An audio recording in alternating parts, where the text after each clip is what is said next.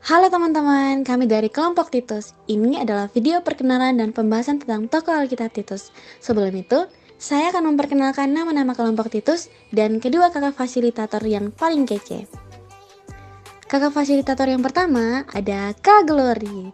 Kak Glory adalah kakak fasilitator yang cantik dan baik hati. Dan kakak fasil yang kedua ini gak kalah cantik loh guys, ada Kak Angel.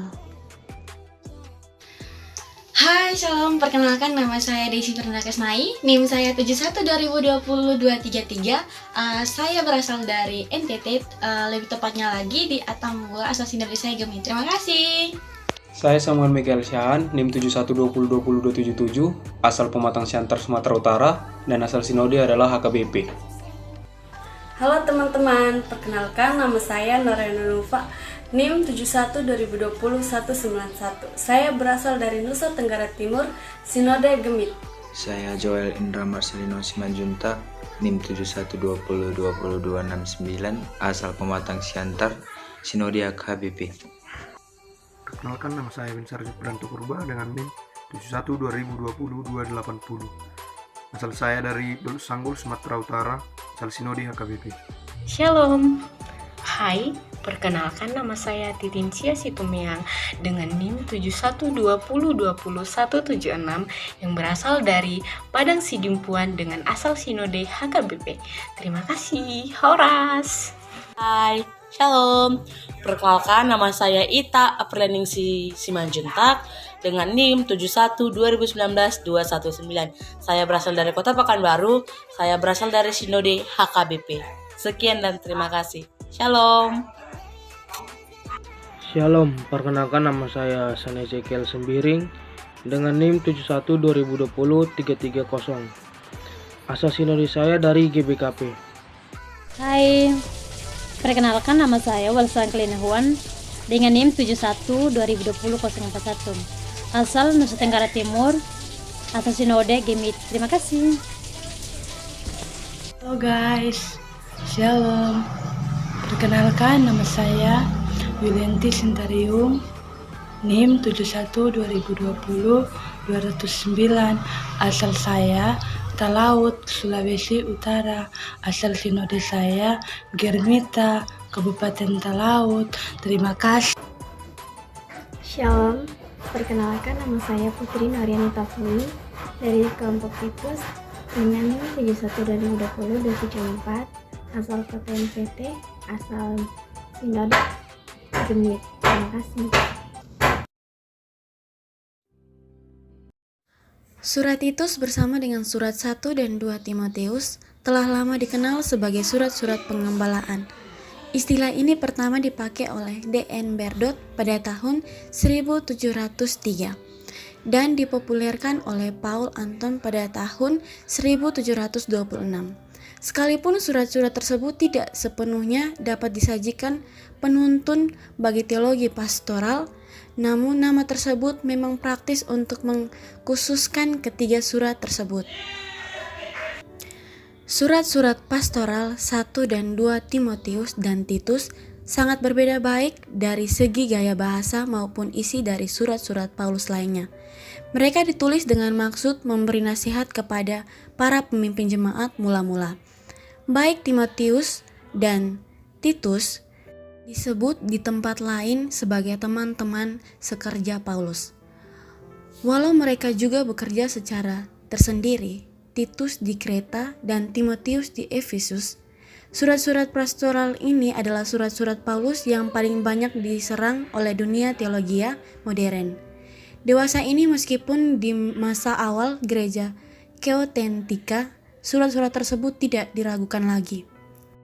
Pandangan tradisional terhadap Keotentika, surat Titus menyajikan dua bukti yang akurat, yaitu bukti dari dalam surat itu sendiri atau internal, dan bukti-bukti dari luar surat atau eksternal yang meyakinkan bahwa surat Titus adalah asli ditulis oleh Paulus sendiri. Bukti internal telah jelas terlihat dalam bagian awal surat Titus ketika Paulus menuliskan salam yang berbunyi, dari Paulus, hamba Allah dan Rasul Yesus Kristus, untuk memelihara iman orang-orang pilihan Allah Mereka yang menyangkal kepenulisan Paulus menganggap surat-surat pengembalaan bernatur atau pseudonimus bagi banyak teolog. Hal ini bukan masalah karena mereka menganggap praktik ini sudah umum di dunia sekuler dan diterima oleh jemaat. Tetapi bukti bagi surat pseudonimus tidak cukup berbobot. Sebagian besar bukti berupa kutipan dalam tulisan lain yang membahas gaya sastra. Selain beberapa surat Paulus di Perjanjian Baru yang dituduh palsu, hanya ada 2 surat pseudonimus yang memakai nama Paulus, yaitu surat Laodikia yang jelas palsu karena tidak memiliki kesaksian Yunani awal dan tidak muncul di gereja Latin sebagai abad keempat. Dan surat 3 Korintus yang sempat beredar secara terpisah di gereja Syria dan yang bahkan sempat dianggap sebagai kitab suci di sana telah ditemukan berasal dari kisah Paulus yang mereproduksi catatan Tertullian. Semua bukti ini tidak memadai untuk mendukung praktik pseudonimus di kekristenan awal. Bukti eksternal memberikan kesaksian yang cukup besar bahwa surat Titus ditulis oleh Paulus sendiri. Dukungan bukti eksternal sama banyaknya dengan dukungan yang didapat oleh surat-surat Paulus lainnya, kecuali 1 Korintus dan Roma. Surat Titus dan surat-surat pengembalaan lainnya memiliki banyak keserupaan bahasa dengan surat Clemens kepada jemaat Korintus, dan hal itu nampaknya menjadi bukti kuat bagi kealisnya. Tetapi bukti ini ditafsirkan secara berbeda oleh sebagian teolog. Menurut mereka, surat-surat pengembalaan termaksud di dalam surat Titus harus ditulis di abad kedua karena di Clemens harus mendahului dan dipakai oleh penulis surat-surat pengembalaan. Teolog lain tidak menganggap keserupaan ini cukup dekat untuk membuktikan suatu kebergantungan. Ada petunjuk bahwa surat-surat pengembalaan telah dikenal dan dipakai oleh Polycarpus, Justin Martin, Herakleon, dan lain-lainnya. Dan waktu Irenaeus ketiganya telah mutlak dianggap ditulis oleh Paulus. Canon Muratorian memasukkan surat-surat itu ke dalam karpus seorang Paulus. Semua bukti ini memberikan dukungan yang sangat besar dan penting bagi Paulus, penulis dari surat pengembalaan di mana di dalamnya termaksud surat Titus. Penerimaan surat Titus seperti ditulis dalam pembukaan surat adalah Titus sendiri. Ia disebut sebagai anakku yang sah menurut iman kita bersama. Ini menjelaskan bahwa Titus adalah anak rohani dari Paulus dan bahwa Paulus sendiri yang memenangkan dia di dalam iman. Titus rupanya telah ditinggalkan Paulus di Kreta dengan maksud supaya Titus mengatur apa yang masih perlu diatur dan supaya ia menetapkan penatua-penatua di setiap kota, seperti yang akan telah dipesankan Paulus kepadanya. Namun, Titus tidak disebut dalam Kisah Para Rasul, tetapi Titus adalah rekan Paulus yang sangat dipercayai. Namanya muncul pertama kalinya saat timbul silang pendapat Prilan non-Yahudi. Tak kalah, ia menemani Paulus dan Barnabas ke Yerusalem. Ia sendiri merupakan persoalan karena bukan Yahudi, tapi nampaknya ia tidak dipaksa supaya disebut. Mungkin Titus menemani Paulus pada perjalanan yang kemudian, tapi apa peran baru yang dapat diketahui setelah jemaat Korintus berada dalam keadaan gawat? Jelas ini bertindak sebagai wakil Paulus di Korintus selama tahun menjelang penulisan 2 Korintus dengan tugas khusus untuk mengatur pengumpulan persembahan untuk jemaat di Yerusalem. Tugas itu tidak tuntas sebab Paulus mendesak Titus segera kembali ke Korintus untuk pelayanan kasih. Tugas lain yang ditambahkan oleh Titus ialah mengedorkan keadaan tegang yang timbul antara Paulus dan orang-orang Korintus. Tugas ini jelas menuntut seorang bijaksana berjiwa luhur dan kuat. Kelihatannya Titus berwatak lebih kuat daripada Timotius. dibandingkan 1 Korintus pasal 16 ayat yang ke-10 dan 2 Korintus pasal 7 ayat yang ke-15. Dan sanggup sebagai pengatur pemegang tata usaha membandingkan 2 Korintus 2 dan 2 Korintus 7. Akan ditetapkan kesan bahwa Titus membawa sepucuk surat dari Paulus kepada orang Korintus yang sejak itu hilang lenyap. Dalam surat ini, Paulus dengan kesedihan hati yang sangat menempelak karena sikap mereka yang angkuh. Akhirnya, Titus bergabung lagi dengan Paulus di Makedonia. Dan sebagai buahnya, 2 Korintus ditulis dan dibawa dengan senang hati oleh Titus, yang nampaknya sangat prihatin akan keadaan masyarakat Kristen di Korintus.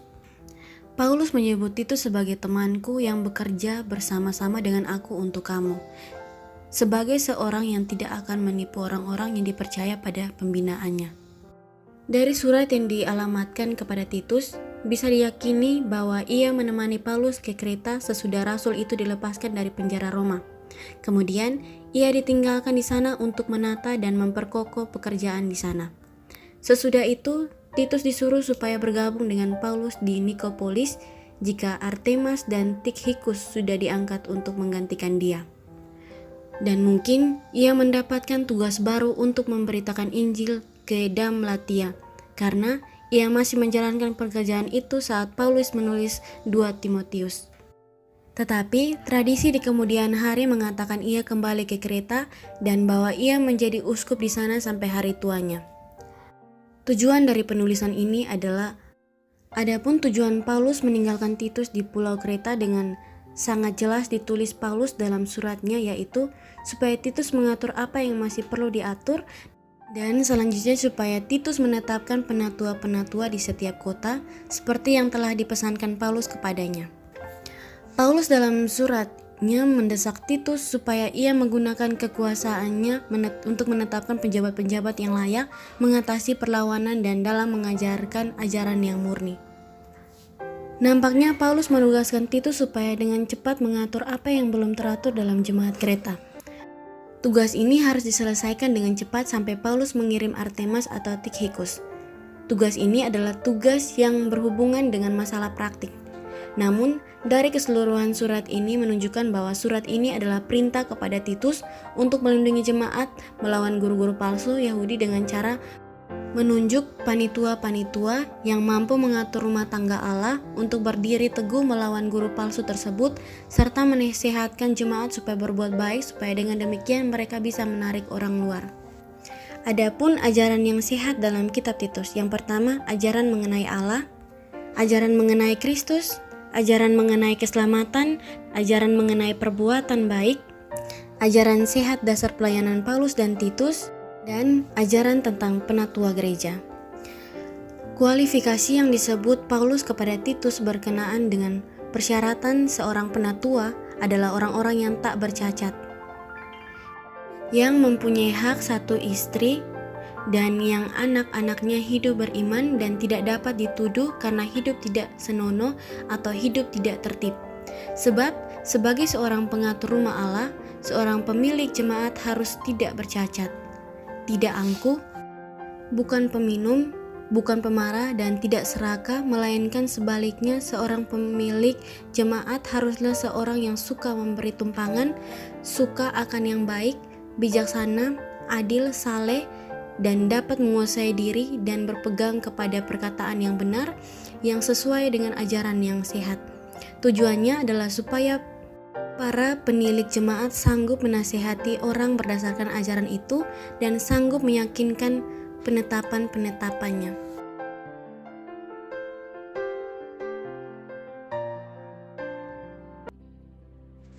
Titus adalah seorang tokoh Alkitab Yunani yang tidak bersunat, yang kemudian menjadi penganut Kristus dan kemudian mengikuti rombongan Paulus dalam Galatia 2 ayat yang ketiga. Titus digambarkan sebagai seorang yang sangat setia. Karena kesetiaannya, Paulus menaruh kepercayaan yang besar kepada Titus. Paulus menyebut dia sebagai anak yang sejati menurut iman yang dimiliki bersama. Beliau berupaya sungguh-sungguh menolong orang lain dan melaksanakan segala sesuatu menurut kegiatan Kristiani. Titus kemudian disebutkan dalam catatan terilham kira-kira 6 tahun kemudian ketika ia berada di Korintus sebagai utusan Paulus untuk mengorganisasikan pengumpulan sumbangan bagi orang-orang kudus. Titus bukan saja organisator yang baik, melainkan ia juga dapat dipercaya dalam mengemban tugas-tugas yang rumit dalam situasi yang tidak biasa. Paulus menugaskan Titus untuk melanjutkan pelayanannya di antara orang Kreta, sedangkan dia sendiri melanjutkan perjalanan ke Makedonia. Hubungan pelayanan Titus dengan 10 kompetisi dasar UKSW yang diambil oleh kelompok kami ialah Christian Values Literasi, yaitu kemampuan untuk memahami dan mengamalkan nilai-nilai dan etika Kristen yang universal, di mana Paulus menulis surat ini kepada Titus untuk menginstruksikan dia untuk menyelesaikan pekerjaan yang telah mereka awali bersama. Tujuan Paulus menulis surat ini kepada Titus terutama untuk menugaskan Titus menata apa yang ditinggalkan Paulus di Kreta, termaksud penetapan penatua, membantu jemaat tumbuh dalam iman, pengetahuan akan keberanian dan kesalehan, membungkam guru-guru palsu, dan datang kepada Paulus setelah diganti oleh Artemas atau Tikhikus. Pelayanan Titus yang dapat kita terapkan dalam kehidupan kita saat ini ialah imannya yang kuat serta keteguhannya dalam memberitakan Injil kepada masyarakat sekitar. Sebagai mahasiswa Fakultas Teologi, kita juga menuntut agar bisa menjadi orang seperti Titus yang berani menggambarkan Injil Tuhan di tengah-tengah kehidupan masyarakat yang majemuk, serta kita juga harus menjadi pribadi yang taat kepada firman Tuhan.